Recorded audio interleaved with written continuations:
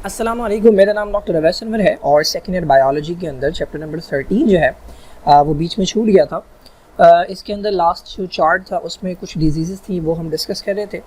तो bacterial, protozoal और fungal disease हम डिस्कस कर चुके थे। अब ये कुछ 2-3 टॉपिक्स रह गए हैं जिसमें पैरासाइटिक डिजीज़ हैं, न्यूट्रिशनल डिजीज़ हैं and then congenital genetic disorders जो हैं वो इसके अंदर मौजूद हैं। तो इस वीडियो के अंदर हम बात करेंगे पैरासाइटिक एंड न्यूट्रिशनल डिजीज़ की। ना पैरासाइट हमें ऑलरेडी पता है कि एक ऐसा ऑर्गेनिज्म होता है जो कि दूसरे लिविंग ऑर्गेनिज्म के ऊपर डिपेंडेंट होता है, उससे अपनी फूड ऑब्टेन करता है और बदले में उसे हार्म पहुंचाता है। कई बार खाली हार्म पहुंचाता है, कई बार जो है वो डिजीज़ भी कॉज करता है। तो इस वजह से उन्हें डिवाइड किया जाता है पैथोजेनिक और नॉन पैथोजेनिक के अंदर। पैथोजेनिक वो होता है जो डिजीज़ भी कॉज करे, हार्म तो पहुँचा रहा है, यानी उसको फ़ायदा हो रहा है, जो पैरासाइट है उसे फ़ायदा हो रहा है, जो होस्ट है उसे नुकसान हो रहा है, उसका खाना जो है वो चुरा रहा है। बट इसके अलावा कुछ पैरासाइट जो है वो डिजीज़ भी कॉज करते हैं, तो वो पैथोजेनिक पैरासाइट जो है वो कहलाते हैं। जबकि कुछ पैरासाइट खाली फूड ऑब्टेन करते हैं, कोई डिजीज़ कॉज नहीं करते, तो वो नॉन पैथोजेनिक कहलाते हैं।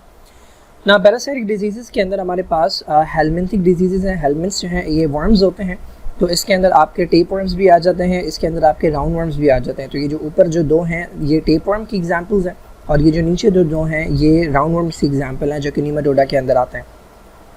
ना पहली कंडीशन जो है उसका नाम है टीनियासिस। टीनियासिस जो है ये एक टेपवर्म से होता है जिसका नाम ऑलरेडी पता है आपको, टीनिया सैजिनेटा। ये आता कैसे है बॉडी के अंदर? तो बीफ जो है अगर वो अंडर कुकड हो, ठीक है, या फिर रॉ बीफ जो है बिना कुक जो है, अनकुकड या अंडर कुक बीफ जो है जो लोग इस्तेमाल कर लेते हैं। तो जैसे कहीं ट्रिप वगैरह पर जाते हैं तो वहाँ पर लकड़ियों के ऊपर जलाते हैं तो उन्हें प्रॉपर्ली अंदाज़ा नहीं होता कि सही से पका है या नहीं पका। तो अंडर कुक बीफ जो है अगर वो इस्तेमाल कर लिया जाए और उसके अंदर ऑलरेडी मौजूद है, ऐसा नहीं है कि हर अंडर कुक बीफ से हो जाएगा, लेकिन अगर उसके अंदर ऑलरेडी मौजूद हो ये टीनिया सैजिनेटा बीफ के अंदर, तो फिर ये इंसान की बॉडी के अंदर आ जाता है और डाइजेस्टिव सिस्टम से रिलेटेड जो है वो इश्यूज़ कॉज करता है। ना सेकंड कंडीशन जो है वो हाइड्रेटेड डिजीज़ है। हाइड्रेटेड डिजीज़ जो है वो एक तरह के टेपवर्म से होती है जिसका नाम बुक में नहीं है।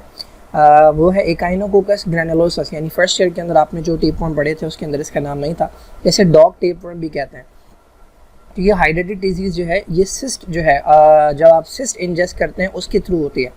तो जो फीसिस है, डॉग की जो फीसिस है, अगर उससे कंटामिनेटेड हो गया आपका खाना, ठीक है, आपका खाना जो है वो डॉग की फीसिस से कंटामिनेट हो गया, फॉर एग्जांपल किसी फसल के अंदर जहाँ पर प्लांट्स वगैरह हैं, जहाँ पर आपका खाना जो है वो उग रहा है, वहाँ पर डॉग्स की फीसिस हैं, तो उसके अंदर उन्हीं डॉग की फीसिस के अंदर सिस्ट मौजूद होंगी। तो वहीं से आपने फ्रूट जो है अगर बिना धोए खा लिया तो उसके साथ वो सिस्ट जो है वो आपकी बॉडी के अंदर चली जाएगी। सिस्ट बेसिकली एक फ्लूइड फिल्ड स्पेस होती है, एक फ्लूइड फिल्ड कैविटी होती है, इसके अंदर इसके लार्वा मौजूद होते हैं और फिर ये बॉडी के अंदर जाके वही डाइजेस्टिव सिस्टम से रिलेटेड जो है वो इश्यूज़ कॉज करता है। ना एंट्रोबियासिस, एंट्रोबियासिस जो है ये एंट्रोबियस वर्मिकुलारिस से होता है, जिसको पिनवर्म भी कहते हैं। ये नीमाटोडा के अंदर फर्स्ट ईयर के अंदर मेंशन था। ये होता है इंजेक्शन ऑफ एग से। तो ये सिस्ट रिलेटेड, सिस्ट से हो रहा था, ये इंजेक्शन ऑफ एग से होता है। ये बॉडी के अंदर जो है जब ये जाता है तो उसके बाद एंट्रोबियस वर्मिकुलारिस की ख़ास बात यह है कि ये यूजुअली बच्चों के अंदर होता है, क्योंकि बच्चे कुछ भी मिट्टी विट्टी से उठा के जो है मिट्टी में हाथ लगा के कुछ भी खा लेते हैं।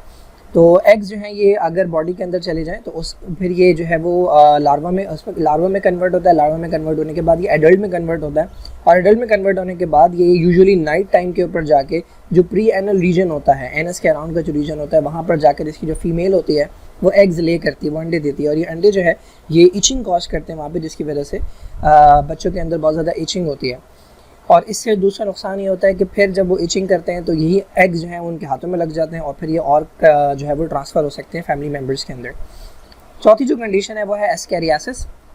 ये बहुत कॉमन इन्फेक्शन है। एस्कैरियासिस एस्कैरिस लम्ब्रिकोइडिस से होता है, जो कि मोस्ट कॉमन जो है वो राउंड वर्म है। ये बहुत बड़े तक हो जाते हैं इंटेस्टाइन के अंदर, जो है ये बहुत ज़्यादा सर्वाइव कर जाते हैं, बहुत लंबे लंबे हो जाते हैं और कई बार ऐसा होता है कि ये ब्लॉकेज जो है वो कॉज कर देते हैं। मतलब इतनी ज़्यादा आबादी हो जाती है इनकी, इतने ज़्यादा बड़े हो जाते हैं कि जो इंटेस्टाइन का लुमेन है उसके अंदर भर जाते हैं पूरे। जब ये भर जाएंगे तो ये ब्लॉकेज कॉज करेंगे, जिसकी वजह से खाना जो है वो आगे पास नहीं हो सकेगा। ये भी बॉडी के अंदर आता है। कैसे से जो ट्रांसमिशन है वो इंजेक्शन ऑफ एग्स है। इसके एग्स जो हैं वो अगर आपकी बॉडी के अंदर चले जाएँ तो फिर ये लार्वा में कन्वर्ट होते हैं और फिर लार्वा में कन्वर्ट होने के बाद एडल्ट में कन्वर्ट होते हैं एंड देन ये अपना नंबर जो है वो कंटिन्यूसली इंक्रीज़ करता है। Now let's talk about nutritional disease. Nutritional disease का मतलब ये है कि किसी ना किसी न्यूट्रिएंट की कमी की वजह से आपके अंदर ये प्रॉब्लम होगी। अब न्यूट्रिएंट आपको पता है कि हर वो चीज़ जो कि या तो एनर्जी प्रोड्यूस करने के काम आ सके या फिर बॉडी को बिल्ड करने के काम आ सके, वो तमाम चीज़ें जो है वो न्यूट्रिएंट के अंदर आती हैं। तो उनमें से किसी एक न्यूट्रिएंट की कमी की वजह से जो प्रॉब्लम्स होंगी उन्हें हम न्यूट्रिशनल डिजीज़ कहते हैं। तो नाइट ब्लाइंडनेस, यानी रात में जो है वो विजन इतनी अच्छी नहीं होती। ये हो जाती है डेफिशिएंसी ऑफ विटामिन ए की वजह से, क्योंकि हमारी जो आइज़ है उनके अंदर रिसेप्टर्स लगे हुए होते हैं जिन्हें हम फोटो रिसेप्टर्स कहते हैं, उसमें रॉड्स होते हैं और कोन्स होते हैं। तो कोन्स जो हैं ये कलर विजन के लिए रिस्पॉन्सिबल होते हैं, रॉड्स जो हैं ये आपकी ब्लैक एंड वाइट या डिम लाइट के अंदर जो विजन होती है उसके लिए रिस्पॉन्सिबल होते हैं। तो रात के वक्त जो है वो डिम लाइट जो है आपकी रात के वक्त की जो विजन होती है वो डिम लाइट की वजह से होती है। तो रॉड्स जो हैं वो बहुत ज़्यादा एक्टिव होते हैं उसके अंदर। तो नाइट ब्लाइंडनेस के अंदर ये होता है कि विटामिन ए की डेफिशिएंसी की वजह से ये रॉड्स अपना प्रॉपर वर्क नहीं कर पाते, जिसकी वजह से नाइट ब्लाइंडनेस हो जाती है। सेकंड जो कंडीशन है उसका नाम है बेरी बेरी जो है वो डेफिशिएंसी ऑफ विटामिन B1 की वजह से भी विटामिन B1 की वजह की डेफिशिएंसी की वजह से होता है। इसको थायमिन कहते हैं।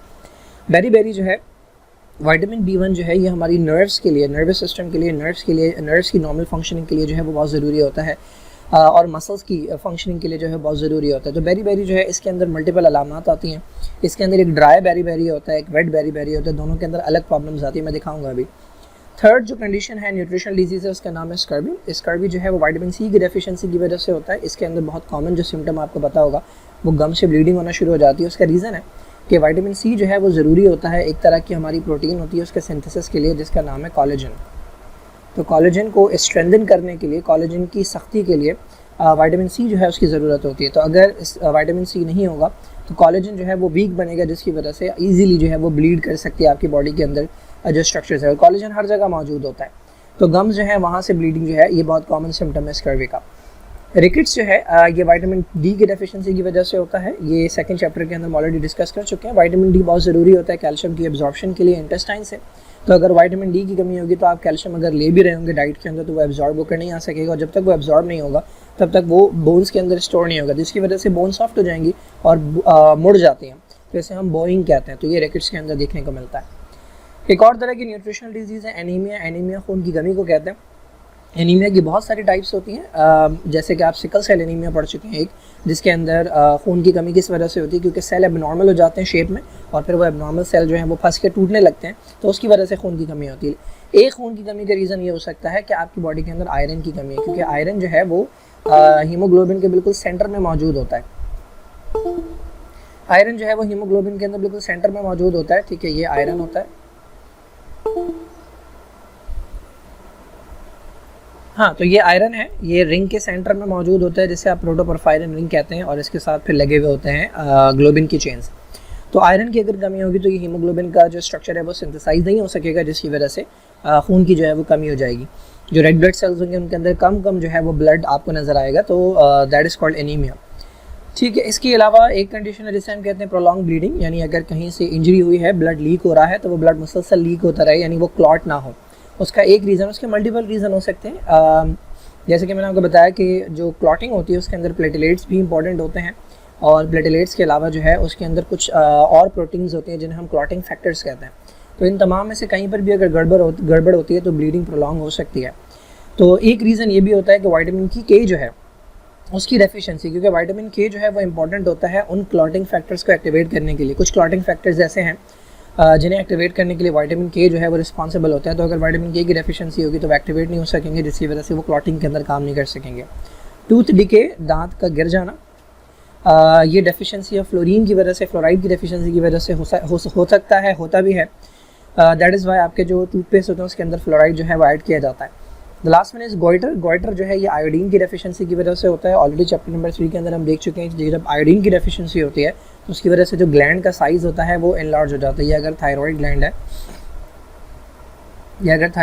तो थायराइड ग्लैंड का साइज़ जो है वो एनलार्ज हो जाता है आयोडीन की डेफिशिएंसी की वजह से। उसका रीज़न ये है कि आयोडीन को मिलाकर एक मॉलिक्यूल के साथ मिलाकर जो है वो हार्मोन बनता है। जब आयोडीन नहीं आ रहा तो वो मॉलिक्यूल जमा होता जाता है। जब वो मॉलिक्यूल जमा होता जाता है थायराइड ग्लैंड के अंदर, तो उसकी वजह से होता यह है कि इसका जो साइज़ है वो बढ़ जाता है। बेसिकली हो ये रहा है कि जब T3 और T4 नहीं निकल रहे, जब T3 और T4 यहाँ से नहीं निकल रहे, तो ऊपर से कंटिन्यूसली क्या आ रहा है, कंटिन्यूसली TSH आ रहा है। TSH मुसलसल इसको मैसेज दे रहा है कि भाई T3 और T4 बनाओ। तो दो चीज़ों से मिलकर T3 T4 बनते हैं। एक मॉलिक्यूल थायरोग्लोबुलिन होता है और दूसरा जो है वो आयोडीन होता है। तो आयोडीन नहीं आ रहा तो थायरोग्लोबुलिन मुसलसल सिंथेसाइज होता जा रहा है। यहाँ के जो सेल्स हैं वो भी अपना साइज़ जो है वो बढ़ाते जा रहे हैं, अपना नंबर जो है वो बढ़ाते जा रहे हैं, जिसकी वजह से जो ग्लैंड है उसका साइज़ इनलार्ज हो जाता है। So this is it. ये आपके पास जो है वो पैरासाइटिक डिजीज़ थी और न्यूट्रिशनल डिजीज़ थी। नेक्स्ट वीडियो के अंदर हम बात करेंगे जेनेटिक डिसऑर्डर्स की, जिसमें कुछ कॉन्जेनाइटल होते हैं जो बर्थ से मौजूद होते हैं, कुछ नॉन कॉन्जेनाइटल होते हैं जो कि बाद में हमें देखने को मिलता है।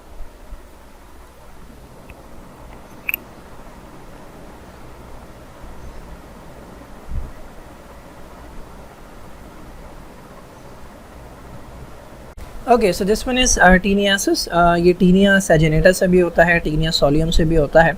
तो ये बीफ टेपवर्म भी होते हैं और ये पोर्क टेपवर्म भी होते हैं। तो ये दोनों जो है इनके थ्रू जो है ये हमारी बॉडी के अंदर आता है। तो अंडर कुक मीट जो होता है, अंडर कुक बीफ जो होता है, अंडर कुक पोर्क जो होता है, तो उसके थ्रू जो है ये मरते नहीं हैं, तो उसकी वजह से हमारी बॉडी के अंदर आ जाते हैं और इंटेस्टाइन के अंदर रहते हुए ब्लड सक जो है वो करता है। This is hydrated disease. Hydrated disease जो है ये एकाइनोकोकस ग्रैनुलोसिस से होती है। ये जो है वो डॉग टेपवर्म भी कहलाता है और डॉग की जो फीसिस होती हैं उनके थ्रू ये डॉग की बॉडी से डिस्चार्ज होता है। और यूजुअली ये होता है कि जो शीप के फार्म होते हैं तो वहाँ पर डॉग, आपने शायद देखा हो, शीप डॉग्स होते हैं जो कि डॉग जो शीप्स को जो है वो कंट्रोल करते हैं। तो उन्हीं डॉग्स की फीसिस के थ्रू जो है ये शीप तक जाएगा और शीप जो है वो हमारा खाना होता है। तो शीप के थ्रू जो है हमारी बॉडी के अंदर एंटर हो सकता है और ये कॉज करता है हाइड्रेटेड डिजीज़, जो कि इंटेस्टाइन रिलेटेड प्रॉब्लम भी होती है। एंड देन लिवर के अंदर भी जो है ये एक प्रॉब्लम कॉज करता है। लिवर के अंदर जाकर ये एक सिस्ट बना लेता है, जिसे हाइड्रेटेड सिस्ट कहते हैं। Then this one is enterobiasis. Enterobiasis जो है ये एंट्रोबियस वर्मिकुलरिस से होता है, जिसे पिनवर्म भी कहते हैं। This one is the pinworm, ये जो बारीक सा नज़र आ रहा है आपको, ठीक है। ये भी इंजेक्शन ऑफ जो एग्स हैं उनके थ्रू जो है ये बॉडी के अंदर आता है और फिर ये एंट्रोबियस वर्मिकुलरिस जो है ये पेरियनल रीजन के अंदर जाके और एग्स ले करता है, जो कि इचिंग कॉज करता है। ना दिस वन इज़ स्कैरियासिस, स्कैरिस लुम्ब्रिकोइडिस, जो कि बहुत जाइंट तक हो जाते हैं। राउंड वर्म है ये और ये बॉडी से इंटेस्टाइन के अंदर इतना हद तक बड़े हो जाते हैं, इतना हद तक नंबर इनका इंक्रीज़ हो जाता है कि ये इस तरह से उसे ब्लॉक कर देते हैं। जब ये ब्लॉक कर देते हैं तो फिर पेशेंट को मल्टीपल जो है वो प्रॉब्लम्स देखने को मिलती हैं।